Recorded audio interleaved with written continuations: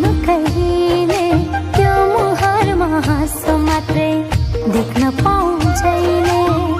यति भएर खुसी चाहिन्न मलाई, मेरो प्यारो भाइ, मेरो प्यारो दाइ।